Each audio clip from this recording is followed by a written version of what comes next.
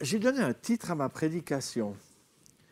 Bon, j'espère que au moins une personne pourra s'identifier avec ce titre. Hein. Alors, le titre que j'ai donné à ma prédication, c'est « Quand les circonstances ne changent pas ».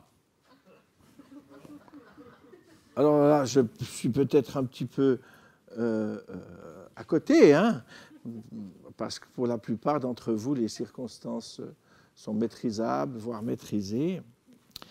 Et puis, je me demande s'il n'y a pas trop de lumière par là devant, en tout cas pour eux, parce que c'est tout pâle, là. Alors, je vais faire quelques lectures. Elles sont indiquées là, ces deux lectures. Jacques 5, la lettre de Jacques 5, versets 7 à 11. Prenez donc patience, frères, jusqu'à l'avènement du Seigneur. Voici que le laboureur attend le précieux fruit de la terre, plein de patience à son égard, jusqu'à ce qu'il ait reçu les pluies de la première et de l'arrière-saison. Vous aussi, prenez patience, affermissez vos cœurs, car l'avènement du Seigneur est proche. Ne vous plaignez pas les uns des autres, frères, afin que vous ne soyez pas jugés. Voici que le juge se tient devant la porte. Prenez, mes frères, pour modèle de souffrance et de patience les prophètes qui ont parlé au nom du Seigneur. Voici, nous disons, bienheureux ceux qui ont tenu ferme. Vous avez entendu parler de la fermeté de Job et vous avez vu la fin que le Seigneur lui accorda, car le Seigneur est plein de compassion et de miséricorde. Alléluia. Merci Seigneur pour ta parole. Et puis dans la deuxième lettre aux Corinthiens, au chapitre 12,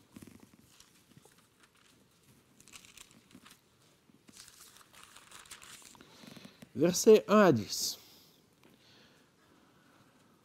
Il faut se glorifier. Ce n'est pas bon. Paul qui parle. J'en viendrai néanmoins à des visions, à des révélations du Seigneur. Je connais un homme en Christ qui, voici 14 ans, était-ce dans son corps, je ne sais, était-ce hors de son corps, je ne sais, Dieu le sait, fut ravi jusqu'au 3e ciel, et je sais que cet homme, était-ce dans son corps ou sans son corps, je ne sais, Dieu le sait, fut enlevé dans le paradis, et il entendit des paroles ineffables qu'il n'est pas permis à un homme d'exprimer. Je me glorifierai d'un tel homme, mais moi-même, je ne me glorifierai pas sinon de mes faiblesses. Si je voulais me glorifier, je ne serais pas un insensé, car je dirais la vérité, mais je m'en abstiens, de peur que quelqu'un ne m'estime au-dessus de ce qu'il voit ou entend de moi, à cause de l'excellence de ses révélations. Et pour que je ne sois pas enflé d'orgueil, il m'a été mis une écharde dans la chair, un ange de Satan pour me souffleter, pour que je ne sois pas enflé d'orgueil. Toutefois, j'ai supplié le Seigneur de l'éloigner de moi. Et il m'a dit, ma grâce te suffit, car ma puissance s'accomplit dans la faiblesse. Je me glorifierai donc bien plus volontiers de mes faiblesses, afin que la puissance de Christ repose sur moi. C'est pourquoi je me plais dans les faiblesses, dans les outrages, dans les privations, dans les persécutions, dans les angoisses pour Christ. En effet, quand je suis faible, c'est alors que je suis fort.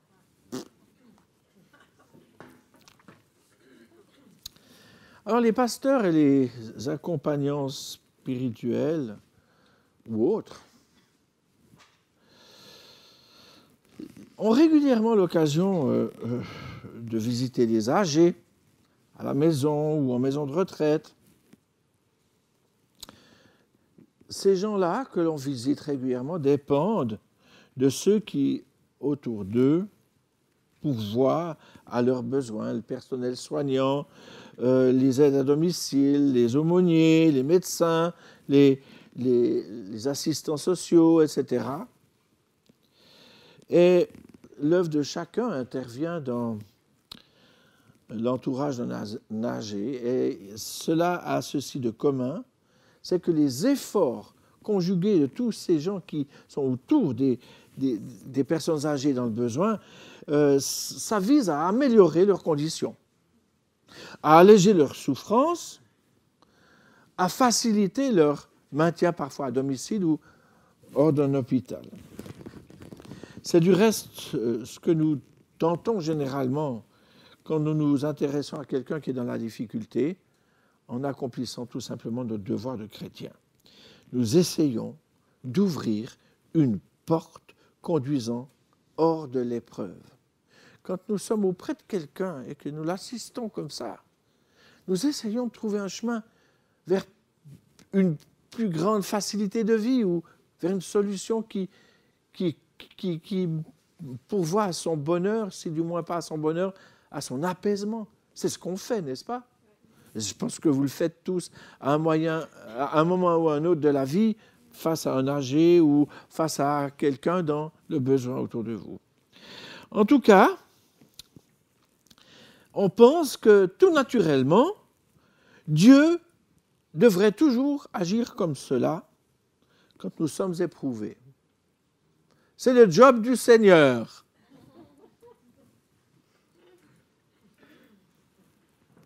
Il devrait travailler à changer nos circonstances, lui qui, soi-disant, les a toutes dans sa main.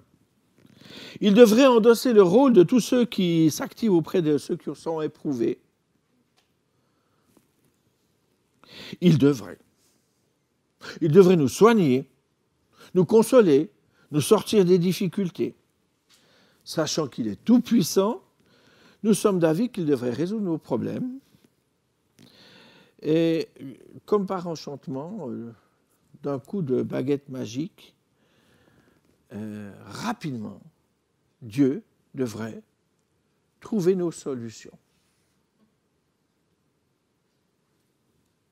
Mais c'est un peu caricatural, mais au fond de nous-mêmes, n'est-ce pas quand même un petit peu ce que nous pensons ou imaginons ou souhaitons quand même? En tout cas, la plupart du temps, c'est ce que nous lui demandons. En premier, quand on a un pépin, un souci, « Seigneur, secours-moi, délivre-moi, fais-moi sortir de mes difficultés le plus vite possible. » Personne n'a le droit de nous blâmer si nous faisons cela. Parce que c'est juste. L'Écriture sainte nous exhorte à invoquer le Seigneur au jour de la détresse. Ça, c'est dans le psaume 50, verset 13. Vous pouvez le noter, pour ceux qui prennent des notes. C'est un bon moyen de ne pas perdre le fil, de prendre des notes. Et d'éviter de s'endormir. Les difficultés devraient du reste toujours nous pousser à prier au lieu de généralement commencer par nous plaindre. Les difficultés devraient toujours nous pousser à prier avant toute chose. Alors parfois on rigole quand quelque chose arrive et quelqu'un dit « Oh Seigneur Jésus !» Hein? Mais c'est juste, Seigneur. Alors nous ne devons jamais nous lasser de rechercher le secours de Dieu. Nous avons le droit d'insister. Oui, Seigneur, jusque à quand? Seigneur de grâce, Seigneur au secours. Nous avons le droit d'insister car Jésus lui-même a exhorté à demander avec persévérance, avec foi, avec constance. C'est ce que le Seigneur nous a proposé. Et souvent, le Seigneur nous a encouragés en agissant comme nous lui avons demandé du reste. Ça est arrivé. Et ça a fortifié notre foi. Et dans l'épreuve suivante, ben ça nous a quand même fortifié, même si ça nous a un peu déstabilisé au départ. Parce que le Seigneur répond. Il nous a gratifié de grâce. Et nous l'avons trouvé merveilleux, notre Seigneur. Et là, s'il y avait des émoticônes, ce serait avec deux petits cœurs dans les yeux, là. Hein? Mais est-ce que ça a toujours été comme ça, comme sur des roulettes? notre conjoint croyant, notre enfant rebelle, nos bobos et nos maladies plus conséquentes, toutes ces circonstances, est-ce qu'elles vont automatiquement et obligatoirement évoluer dans le sens de ce que nous demandons? Malheureusement pas. Ou heureusement, je ne sais pas. On va voir. On va changer d'image là. Posons-nous la question. Les parents travailleraient-ils vraiment au bonheur de leur enfant en faisant s'évanouir devant eux toutes les difficultés, en leur accordant toujours ce qu'ils demandent, et ça de manière automatique? Bien sûr que vous qui êtes parents, vous savez que ça ne va pas marcher comme ça. Ce ne serait pas juste. On peut gâter un enfant de cette façon, mais ce n'est pas ainsi qu'on peut l'élever selon la profondeur de ce terme. On ne peut pas élever un enfant comme ça. La discipline, les difficultés, les contrariétés à gérer sont aussi nécessaires que l'amour à la bonne formation du caractère de l'enfant. Lui dire non, c'est l'aimer. Lui dire non, c'est former en lui cette capacité à encaisser. Nous constatons régulièrement que ceux qui n'ont pas joui de circonstances faciles dans leur jeunesse semblent réussir le mieux. Et on connaît très bien certaines situations d'enfants de familles très nantis qui, à peine la génération d'avant partie, dilapident, vilipendent et finalement dispersent ce qui a été accumulé. Un proverbe indien dit ceci, j'aime bien ça: quand on est né dans le feu, on ne se fane pas au soleil. Quand on est né dans le feu, on ne se fane pas au soleil. Puis en Valais, vous en avez du soleil, hein? Un peu plus que nous. J'imagine que nous sommes généralement d'accord avec ce qui vient d'être dit. J'espère. Pourtant, lorsque l'épreuve nous frappe, nous, enfants de Dieu, ne sommes-nous pas souvent décontenancés? Pourquoi, Seigneur? Pourquoi tardes-tu? J'ai un vieux papa qui est dans sa 94e année et qui est sur un lit d'hôpital actuellement. Et nous avons failli le perdre ces derniers temps. Et qui nous dit, mais pourquoi c'est si long? Pourquoi le Seigneur tarde pour m'amener à la maison? Pauvre papa.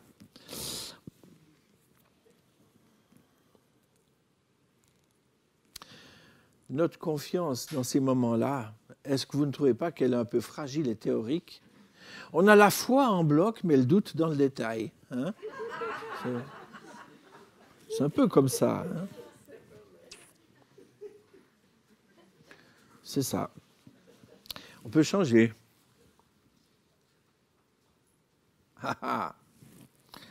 En fait, l'épreuve révèle très bien ce qu'il y a au fond de nous en réalité. On raconte une histoire du célèbre missionnaire en Chine, Hudson Taylor, qui avait accueilli un jeune missionnaire à ses côtés et qui prenait un thé avec lui. Puis il a rempli un verre d'eau à ras-bord. Puis une fois ceci fait, devant le jeune missionnaire médusé, Hudson Taylor a frappé d'un grand coup sur la table et une partie du verre s'est répandue. Alors devant ce pauvre interloqué, il lui dit « Vous subirez, vous aussi, des coups durs. Ici, vous aurez des chagrins et des déboires, mais souvenez-vous qu'ils feront rejaillir de vous seulement ce qui est en vous et que vous avez déjà. » Qu'est-ce que l'épreuve fait rejaillir de nos vies? À l'image du verre qui secoué, répand une partie de son contenu. Est-ce doux, est-ce amer? Car il faut le reconnaître, c'est généralement ce qui se manifeste dans le temps de l'épreuve qui dure, c'est notre vrai fond qui revient à la surface quand l'épreuve dure. Si notre foi est superficielle, si nous avons développé un caractère d'enfant gâté, par exemple, nous serons abattus, perdus, désorientés, voire fâchés. Ah, Seigneur. C'est alors que se démontrera si notre bonheur a des racines terrestres, dépendant des choses d'en bas, ou si notre bonheur jaillit d'une source plus élevée, et s'il découle finalement de ce qui est à l'intérieur de nous-mêmes.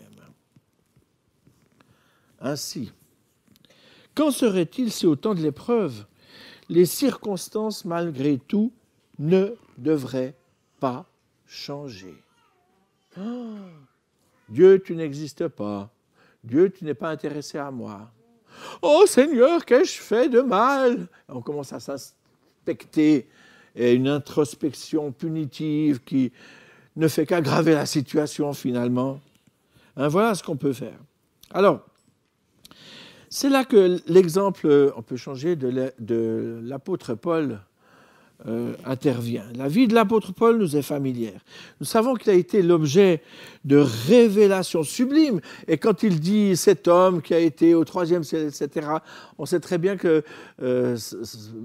pour l'apôtre Paul, c'était la Saint Modeste tous les jours, puisque, en fin de compte, on pense que c'était lui qui a été ravi dans le 3e ciel et qui a eu des révélations ineffables. Mais je pense que dans son humilité, il ne voulait pas qu'on pointe du doigt sur lui, mais nous, on a lu entre les lignes, hein, on n'est pas si bête, hein, tout compte fait. Mais quand une écharde, une épine s'enfonce dans sa chair, il supplie le Seigneur avec insistance et de manière répétée de la lui enlever. Pourtant, malgré sa foi et sa consécration, ces circonstances ne changèrent pas. Devons-nous penser donc que sa prière n'a pas été entendue, donc pas exaucée? La prière de Paul, sans doute celle qui n'exigeait rien de Dieu. Mais Paul demandait humblement une grâce. Et c'est comme ça qu'on doit prier. Souvent, j'ai l'impression que quand on affirme des promesses et qu'on donne des ordres au nom de Jésus, nous avons pris une place qui n'est pas la nôtre. Paul a supplié, il n'a pas ordonné, il n'a pas proclamé. Je vous assure, avec tout ce que les chrétiens ont proclamé au nom de Jésus, nous devrions avoir le ciel sur la terre aujourd'hui. Franchement. Mais ce n'est pas comme ça que ça marche. Franchement. Vous savez, nous n'avons pas trouvé la ficelle dans le dos de Dieu pour le faire agir, hein, comme s'il était le pantin de notre volonté. Attention, mais il y a une certaine théologie actuellement très en vogue qui ressemble furieusement à ce genre de choses. Mais quand Paul prie, il n'exige rien du Seigneur. Il demande humblement sa grâce. Finalement, toutes les prières sont exaucées quand la foi se soumet à la toute sagesse de Dieu. Toutes les prières sont exaucées quand notre foi se soumet à la toute sagesse et à la volonté de notre Dieu. Parce que parfois un non, c'est aussi la réponse. Comme un parent peut dire non à son enfant. Pas, ou pas encore, ou pas maintenant, ou plus tard, etc. Et vous, la véritable puissance dans la prière ne s'exerce pas pour soumettre Dieu à notre volonté, mais bien pour nous aider à nous soumettre à la sienne. Alors, s'il y a parfois des épreuves, c'est un petit peu dans cette direction qu'il faut chercher avant tout. Avant tout. Même si nos plans sont contrariés, même si nous avons bobo, au corps, au cœur, à l'âme. C'est avant tout ça qu'il faut chercher. Il y a eu une réponse à la prière de Paul, mais pas celle qu'il souhaitait finalement. Quand il comprit que les circonstances ne changeraient pas, il ne réagit pas en se plaignant, et surtout en informant tout son entourage de son malheur. Il n'est pas tombé dans la mélancolie spirituelle, comme si Dieu l'avait abandonné, mais c'est lui qui changea face à ces circonstances. Vous voyez ?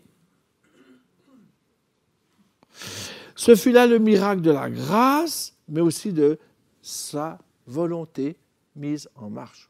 Parce que nous avons le choix. Nous avons le choix. Toujours. Notre volonté nous appartient. Elle demande à être mise en action. Il décida de ne pas se laisser ruiner et enfermer par son épreuve, mais d'en faire un marchepied, à quelque part. De la surmonter, de laisser à la grâce de Dieu le soin de transformer l'épreuve en bénédiction. Car l'aide du Seigneur ne se propose pas d'abord dans le changement des circonstances, mais dans le changement de l'homme, pas dans ce qui est extérieur, mais dans ce qu'il est en réalité. Et combien vous pouvez honnêtement reconnaître que les épreuves personnelles, au lieu de nous révolter et de nous faire abandonner la foi, nous ont ramenés aux pieds du Seigneur. Vous savez, Dieu a les circonstances dans sa main comme, vous savez, c'est l'aise télescopique pour les chiens. Reviens là. Ouais, parfois, je promène le bouvier bernois de ma fille. Enfin, nous le faisons. Enfin, c'est plutôt moi qui le fais. Enfin, bref, c'est moi qui tiens la laisse en général. Parce que c'est ma housse costaud, là, 40 kilos au moins. Mais parfois, quand il s'égare, on raccourcit. Et puis après, on l'a tout prêt, puis il arrête de nous embêter à renifler chaque poteau électrique. Voilà. Mais Dieu a dans sa main les circonstances pour nous ramener souvent à lui. Et c'est, en général, si nous gagnons 1 million à la loterie, bon, moi je ne joue pas à la loterie, puis je vous déconseille de le faire. Ce n'est pas la loterie qui pourvoit, c'est Dieu. Mais admettons que vous avez un événement extraordinaire qui vous échoue. Au lieu de vous ramener à Dieu, il va peut-être plutôt vous distraire de lui pour pouvoir jouir des bénéfices de ce qui vous échoue. Tandis qu'avec une épreuve, il y a plus de chances que ça nous ramène à Dieu que le million de la loterie. Hein? Alors, aux Philippiens, Paul écrivait, et on peut changer, « J'ai appris à être content de l'état où je me trouve. Je sais vivre dans l'humiliation, je sais vivre dans l'abondance. En tout et partout, j'ai appris à être rassasié et à avoir faim, à être dans l'abondance, à être dans la disette. Je puis tout par celui qui me fortifie. » Ça, c'est Philippiens 4, versets 11 à 13. J'ai appris. Ça n'est pas venu tout seul. Mais dans cet apprentissage, il a pu compter sur la présence de Jésus qui le fortifiait. Il a appris dans l'abondance, mais dans la disette. Hein? Quand le chrétien comprend et admet cela, il fait alors l'expérience de la grâce suffisante du Seigneur, lui aidant à vivre victorieusement par l'esprit qui l'anime, à ne pas demeurer victime de ses circonstances. Ah oui.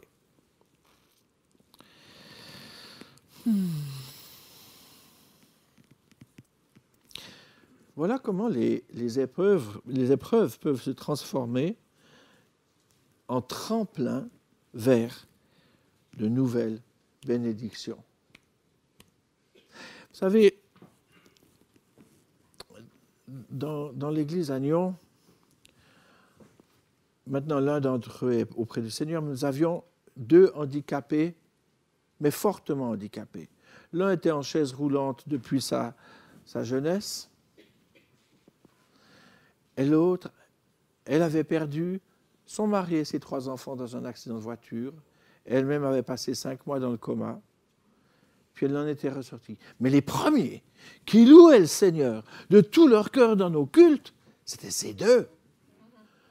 Et moi, j'étais chaque fois bouche bée de me dire, mais voilà, ceux qui ont le plus souffert, qui ont le plus perdu finalement, ce sont ceux qui nous entraînent au trône de la grâce et qui nous amènent à l'adoration. Incroyable. Et pourtant, elle vit toujours et elle vient de perdre son 2e mari cette semaine. C'était jeudi qu'on a accompagné cet homme à sa dernière demeure terrestre. Voyez-vous, c'est bien dans l'épreuve et non pas dans la délivrance hors de l'épreuve que l'enfant de Dieu peut réaliser le mieux l'efficacité de la grâce et du secours de Dieu en lui. Paul déclare avec force quand il écrit « Mais en toutes ces choses, nous sommes plus que vainqueurs par celui qui nous a aimés. » Et il l'a écrit dans un contexte où on parle de toutes les calamités possibles et inimaginables qu'un humain peut rencontrer. Et vous trouvez ça dans Romains 8. Dans toutes ces choses, c'est-à-dire tribulation, angoisse, persécution, faim, nudité, péril, épée, cyberattaque. Ah non, ça, il n'avait pas.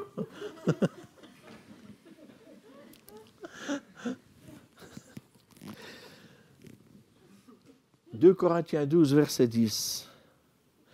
Je me plais dans les faiblesses. Vous l'avez entendu tout à l'heure. Je me plais dans les faiblesses, dans les outrages, dans les calamités, dans les persécutions, dans les détresses pour Christ, parce que quand je suis faible, c'est alors que je suis fort. C'est contraire à toute logique humaine, n'est-ce pas? Et pourtant, la puissance de Dieu n'avait pas changé les circonstances de l'apôtre, mais elle l'avait changé lui. De fait, et selon ses dires, l'ange de Satan qui le souffletait fut changé à son insu en instrument utile. Même ce suppôt-là qui lui... l'écharde, c'est un instrument utile dans la main de Dieu. Vous vous rendez compte? Voilà, voilà ce que Dieu est capable de faire. Amen. Alors, encore une fois, on a un peu le choix là. On va changer. Parce que l'heure avance et puis on a encore un repas à faire, là, la communion. Donc, voilà. Moi, je vais vous citer un exemple d'une résilience selon Dieu. Il existe en Inde, au Bengale, un très grand hôpital spécialisé dans le traitement des lépreux, le Purula Hospital. Il fut fondé par un couple de missionnaires au début du XXe siècle, dans des circonstances assez particulières. Ça vous intéresse? Alors je vais vous dire.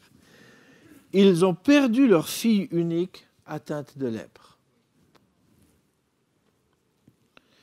Ils auraient pu dire « Ah, Seigneur, voilà le résultat de notre vie de sacrifice. Tu nous enlèves même notre fille unique. Ah ben bravo, allez, on rentre à la maison et puis on va vendre des frites. » Ils auraient pu se laisser enfermer par le chagrin et l'amertume. C'est aussi un choix. Mais ils firent bien mieux. Ils retournèrent sur le champ missionnaire, déterminés à faire quelque chose pour ces lépreux qui souffraient, comme avait souffert leur fille. D'accord? Ils fondèrent l'asile de Purula, qui devint plus tard le plus grand hôpital au monde pour le traitement de la lèpre. Ils choisirent de ne pas se laisser emprisonner par le chagrin, mais ils choisirent d'en triompher. Ils choisirent d'en triompher et de se laisser et laisser Dieu les utiliser. Voilà un exemple, je dirais, de résilience, hein, lorsqu'on est dans la difficulté et dans la souffrance. Alors, frères et sœurs, là je vais conclure parce que j'en avais un peu marre, quoi. Ne laissons pas les circonstances nous laminer. Ne restons pas dans des circonstances qui ne changent pas et dans lesquelles nous nous noyons à tort. Si ces circonstances ne changent pas, c'est que nous sommes appelés, nous, à changer. Donnons un bon coup de talon au fond de ce trou de notre âme, hein, où notre âme stagne, et puis hop, élevons-nous un peu plus haut, remontons à la lumière de Jésus. Et laissons-le travailler nos cœurs. Et dans l'acceptation sereine des circonstances, en plaçant simplement notre confiance en sa souveraineté, nous verrons alors la paix de Dieu qui surpasse toute intelligence, c'est-à-dire toute logique, envahir nos cœurs et habiter notre quotidien.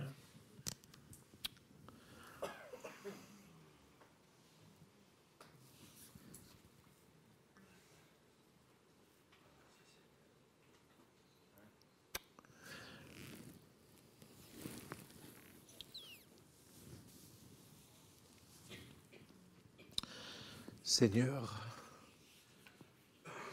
combien de fois nous avons maugréé, combien de fois nous nous sommes plaints, combien de fois nous avons été dans l'incompréhension, dans le découragement, dans le désespoir parfois, alors que tu avais toutes choses dans tes mains et tu savais exactement ce que tu faisais. Seigneur, ce grand problème de la souffrance nous dépasse. Mais une chose, nous le savons, tu tiens tout dans tes mains, même notre souffrance. Et tu sais exactement ce que tu veux en faire. C'est vrai que nous, argile dans les mains de ce potier, nous ne pouvons pas dire à celui qui nous forme, tu fais erreur. Mais dans l'acceptation sereine de ta volonté, nous voulons habiter désormais. Et savoir exactement où tu veux nous conduire. En quoi tu veux changer nos âmes, en quoi tu veux changer nos habitudes, notre façon d'être, de faire, de parler. Seigneur, ce que tu vises, c'est la pureté de nos cœurs et de nos vies. Et Seigneur, nous voulons te dire, me voici Seigneur devant toi, fais de moi ce que tu veux. Et pardonne-nous Seigneur d'avoir voulu te dicter nos volontés. Nous voulons entrer en communion avec toi et dans ce temps où ce pain et ce vin vont nous être offerts, nous allons nous rappeler que tu as dû dire, non pas ma volonté, mais la tienne. Et que tu as été jusqu'au bout pour que nous puissions être visités, sauvés, transformés. Alléluia.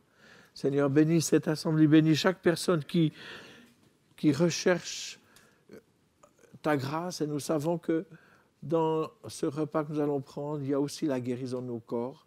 Parce que comme l'a dit Ésaïe, ce sont nos souffrances qu'il a portées. C'est de nos douleurs qu'il s'est chargé. Le châtiment qui nous donne la paix est tombé sur lui. Alléluia. Merci Seigneur. Merci pour tout. Nous te sommes redevables, Seigneur. Amen.